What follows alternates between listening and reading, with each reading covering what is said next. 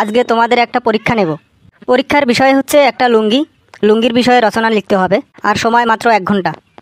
আর মফিজ, তোকে বলছি, সবার আগে এসে কিন্তু আমি তোকে জিজ্ঞেস করব, কারণ তোর কাছেই পড়া নেওয়ার আমার আসল উদ্দেশ্য। কিরে মফিজ, তোর কি রচনা লেখা শেষ হয়েছে? আর যদি শেষ হয় সবাইকে পড়ে শোনা।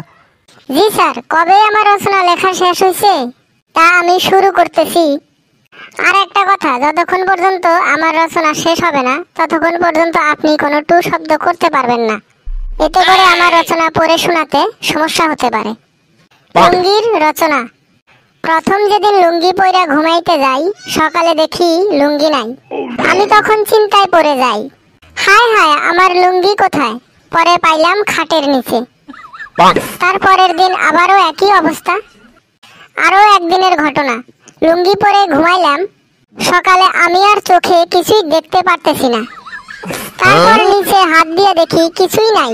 আমি ভাবলাম আমার লুঙ্গি আবার ভূতে নিয়ে গেল নাকি। পরে খুঁজে দেখি লুঙ্গি আমার চোখের উপরে থাকার কারণেই আমি চোখে অন্ধকার দেখতেছিলাম। আর লুঙ্গি একটি বিপজ্জনক বাঙালি পোশাক। এর ভেন্টিলেশন পদ্ধতি খুবই ভালো। বাইরের খোলা হাওয়া অনায়াসে ভিতরে প্রবেশ করতে পারে, আর আপনার ভেতরের পরিবেশ ঠান্ডা রাখতে সাহায্যও করে। কপাল আর লুঙ্গির মাঝে কিছু মিল আর অমিল আছে। মিল হইল কপাল আর লুঙ্গি যে কোনো সময় খুলে যেতে পারে, আর অমিল হইল কপাল খুইলা গেলে পৌষ মাস, কিন্তু লুঙ্গি খুইলা গেলে একদম সর্বনাশ। আরে মফিজ মিয়া, থাম থাম, লুঙ্গি না পিন্দাইয়া তো কিছু কিভাবে জানিস তুই?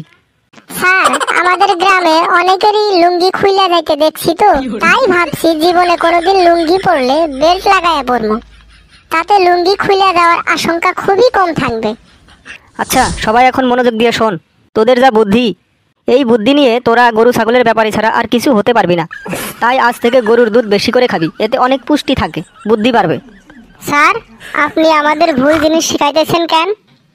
এই পটল, কিভাবে আমি ভুল জিনিস শেখালাম? ভুল জিনিসই তো।